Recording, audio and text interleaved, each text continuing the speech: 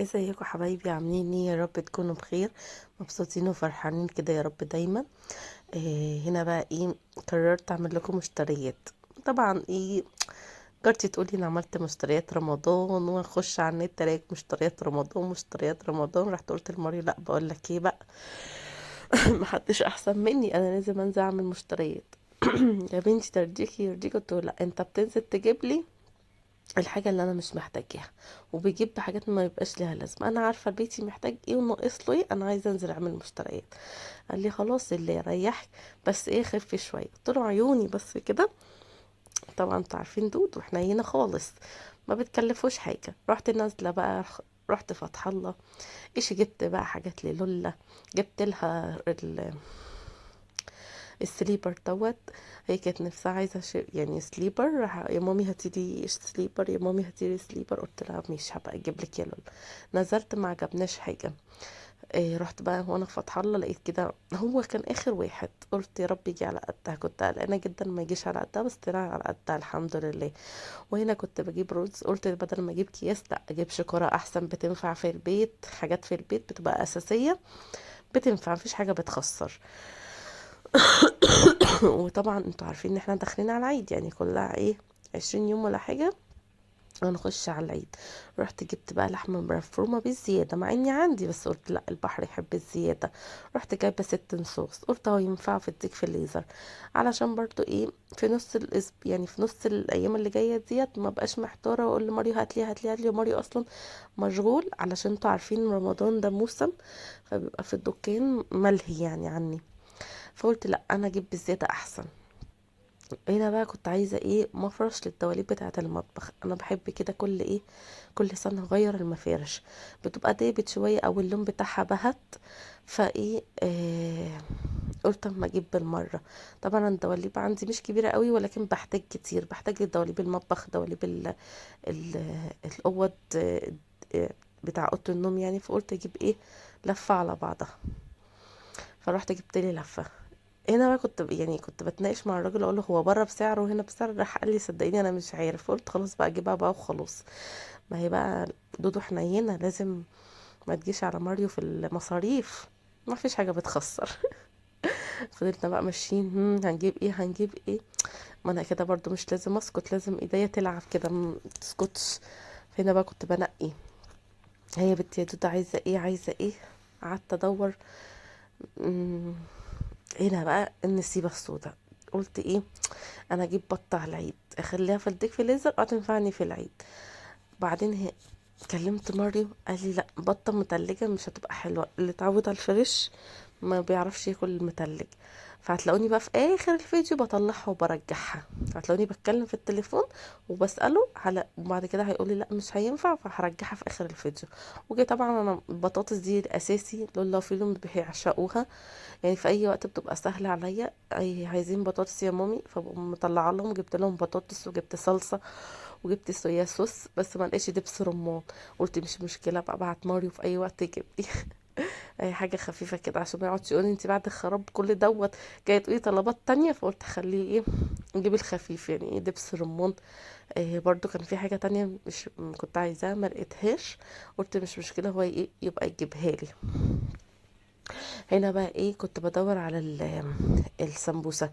انا متعودة على النوع ما كنتش لاقيه خالص، وبعد كده رحت قعدت اشرح للبنت اللي واقفة ان انا بحب السمبوسة اللي تبقى فيها زيت كده، عشان تطلع الواحدة بوحدتها ما تقطعش مني. فهي قالت لي على النوع، ربنا يستر انا لسه ما جربتهوش. فقالت لي هو ده كويس وفيه زيت، فممكن يعني يطلع زي اللي انت كنتي بتستخدميه. فقلت لها خلاص تمام، فاخدته وجبت جلاش. وهنا بقى كنت محتاره، عايزه جبنه موتزاريلا تكون بتشد تبقى حلوه، لان ساعات بجيب ما بتبقاش حلوه. فهي كان في بنت الصراحه ربنا يبارك لها، يعني الدنيا لسه فيها خير يعني، قالت لي ان لو اخدتي كذا كيس ونباتي، يعني انا اكتشفت ان هو في الاخر نباتي، قالت لي الطبيعي احسن. فرحت اخدت الكيس الكبير النباتي. ما انا طبعا لازم ابقى موفره لجوزي، ما امال ايه. قلت خلاص اخد الكيس الكبير. رحت اخدت بقى الكيس الكبير الموزاريلا الطبيعي. هي قالت لي موفر، فانا طبعا ما ينفعش اكسر لها ايه كلمه. هنا بقى كنت عايزه اكل موزاريلا لازانيا. قعدت ادور عليها مش لاقياها، وبعدين انا اعرف ان انا اول مره اجربها الصراحه، انا اعرف ان الملكه احسن حاجه في اللازانيا، قعدت ادور عليها ما لقيتش. فطبعا ايه، يعني انا لقيت حد كده ربنا يبارك له، راح وريني النوع، قال لي دي كويس برضه، هجربها هعملها في العيد ان شاء الله وهقول لكم رايي. هنا بقى كنت بجيب عيش اللي هو السوري، علشان نعمل ايه، سندوتشات سوري. إيه، طبعا ايه، قلت اعملها ايه قبل ما انا وماريو نصوموا، احنا هنصوم اخر اسبوعين. فرحت قلت ممكن اعملها قبل الصيام، فاما اشوف بقى انا وظروفي، اما اشوف هعملها امتى، وجبت مربى وجبت حاجات كتير جدا. المهم ان هو توفير برضو لماريو، يعني انتوا لو رجعتوا هتشوفوا ان هو توفير لماريو، بدل ما اقول له هات لي حاجه حاجه يفضل بقى كل يوم يجيب لي فيشيه، لا، قلت ايه، انا انزل اجيبه. وبعدين كل ست بيت عارفه هي محتاجه ايه وايه اللي ناقصها في البيت، غير الراجل. يعني الراجل مثلا ايه، يعني انا عامه بتكلم على ماريو، لو قلت له هات لي مثلا كيس بطاطس او صلصه او حاجه، لو دخل فتح الله ما بيطلعش غير لما يكون لامم لي حاجات ملهاش لازمه، يعني صوصات ملهاش لازمه. يا ابني يرضيك يرضيك، يقول لها حاجه تنفع، طب رجع ده مش بنستخدمه، لا ما برجعش. فانا طبعا اضرب البيتي محتاجه، فقلت له لا، انا المره دي على فكره انا اول مره من ساعه ما اتجوزت وانا انزل اشتري حاجه، ماريو هو اللي بيجيب لي كل حاجه. بس ايه، هي كانت متعه الصراحه، بس ايه، الشيله صعبه. مرة يعني ما مشيتش بالشيل، بس الطلوع بالشيل صعب قوي. وبقى هجيب هنا بقى مخللات. يا جماعة، وانتوا لما يعني اللي بيصوموا بيجيبوا مخللات ليه؟ لان انا لقيت ناس كتير قوي عليه، لما هو حادق وبيعطش انتوا ازاي بتاكلوا المخلل؟ مش المخلل زي الفسيخ المفروض ما تاكلوش مخلل عشان ما يعطشكمش؟ يعني انا ليا صحابي يقولوا احنا مش بناكل مخلل عشان ما يعطشناش. ايه كمية الناس اللي كانت واقفة على المخلل دوت؟ هنا بقى خلاص اخدت المخللات اللي انا كنت محتاجاها. طبعا انا مش لوحدي، انا كانت معايا بنت خالتي ربنا يخليها يا رب، طبعا يعني شالت معايا كتير وتعبتها، بس يلا مش مشكله يعني، هيجيلها يوم اتعب لها. هنا بقى لميت بقى المكرونات اللي انا كنت محتاجاها، وكنت بقى الفتح الله دوت لسه فاتح جديد، ما كنتش عارفه الاماكن. انا زي ما قلت لكم انا ايه، ما بروحش فتح الله اجيب حاجات يعني زي كده، لا يعني انا ما يعني رحت مره جبت الضغط، حاله الضغط كده وعجبتني كام حاجه واخدناها ومشيت، لكن انا اروح اجيب حاجات البيت ده كان الموضوع بالنسبه لي ايه، صعب شويه. وطبعا اللي بيتعود على حاجه صعب يغيرها، طبعا زي ما بقول لكم عشان ماريو بيجيب لي كل حاجه، فانا كان الموضوع صعب بالنسبه لي. وطبعا كنت فاكره ان انا لما اجيب البطه ان انا كده هوفر لماريو، لا طلعت ان هي مش حاجه حلوه، يعني المتلجه مش حلوه. ماريو قال لي رجعيها، فهتلاقوني في اخر الفيديو خالص بطلعها وبرجعها. طبعا ايه، انا موفره يا جماعه، اكتبوا له في الكومنتات دودو شاطره وفرت لك كتير يا ماريو، والحاجات دي اساسيات البيت. طبعا ايه، آه عايزه اقول لكم ان انا رحت على الكاشير بديل الفيزا بتاعت ماريو، اتصدمت. يعني الحاجات دي زمان كنا نشتروها ب 400 500 600 جنيه، 700 جنيه.